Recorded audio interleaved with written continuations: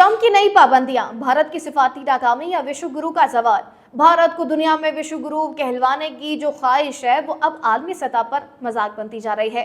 कभी G20 की मेजबानी पर फखर, कभी रूस और अमेरिका के बीच तवाज़ुन का दावा और कभी ईरान से आज़ाद तेल खरीदने का नारा। लेकिन अब ये सारे बुलंदो बांग दावे अमेरिकी सदर डोनाल्ड ट्रंप के सिर्फ एक धमाकाखेज बयान के सामने रेत की दीवार साबित हुए हैं। डोनाल्ड ट्रंप ने हालिया दिनों एक सख्त पैगाम में न सिर्फ भारत बल्कि रूस को भी खबरदार किया। उन्होंने बरमला कहा, I don't care what India does with Russia, they can take their dead economies down together for all I care. यानी भारत और रूस दोनों अगर मुर्दा मईशतों को साथ लेकर डूबे तो भी अमेरिका को कोई परवाह नहीं। ये सिर्फ एक ट्वीट नहीं बल्कि एक जबरदस्त सिफाती थप्पड़ है जो मोदी हुकूमत की आलमी ताकत बनने के फरेब को चाक करता है। ये बात खत्म नहीं हुई, इसके साथ ही अमेरिका ने भारत की 7 बड़ी कंपनियों पर पाबंदियां लगा दी जो ईरान से तेल खरीदने में मुलव्वस थी।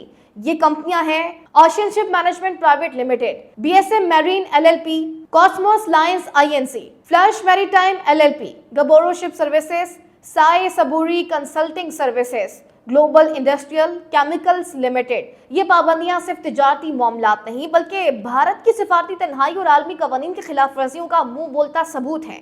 अमेरिका ईरान पर सख्त पाबंदियों के दौरान किसी भी मुल्क को तेल की खरीदारी से बाज रहने की वार्निंग दे चुका है, लेकिन भारत की नरगिसियत पसंद क़यादत ने शायद समझा कि उनके लिए अलग कवानीन होंगे। ये पहला मौका नहीं जब अमेरिका ने भारत को सबक सिखाने की कोशिश की हो। याद रहे, ट्रंप ने पहले से ही भारत पर 25% टैक्स लगाकर तिजारती टैरिफ ताल्लुकात को कमजोर कर दिया है। तब भी मोदी हुकूमत की सिफारती बेबसी वाज़ेह थी और अब एक बार फिर वही बेबसी दिखाई दे रही है। सोशल मीडिया पर भारत की हालत का मजाक भी उड़ाया जा रहा है।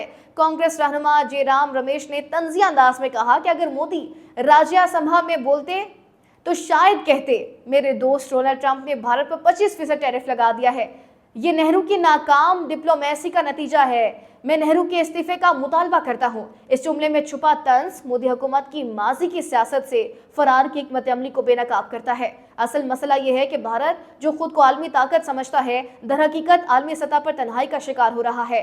अमेरिका नाराज, रूस गैर मुतमईन, ईरान पर पाबंदियां, चीन से सरहदी कशीदगी, नेपाल और बांग्लादेश जैसे हमसायों से कशीदगी, ये सब मोदी हुकूमत की अखंड भारत की ख्वाबनाक पॉलिसियों का नतीजा है। पाकिस्तान के लिए ये लम्हा तशवीश का नहीं बल्कि सिफारती बरतरी का है। पाकिस्तान ने हमेशा असूली मौक़िफ़ अपनाया, आलमी कवानीन की पासदारी की और गैर जानिबदार सिफारतकारी को तरजीह दी। भारत की ईरान से तेल खरीदने की कोशिश पर लगने वाली अमरीकी पाबंदियां पाकिस्तान की मौक़िफ़ की तायद करती हैं कि दिल्ली आलमी कवानीन की परवाह नहीं करता बल्कि सिर्फ अपने मफाद को देखता है, even at the cost of international credibility. इस सारे पस मंजर में सवाल यह है, क्या भारत वाकई एक मुस्तहकम और जिम्मेदार रियासत है?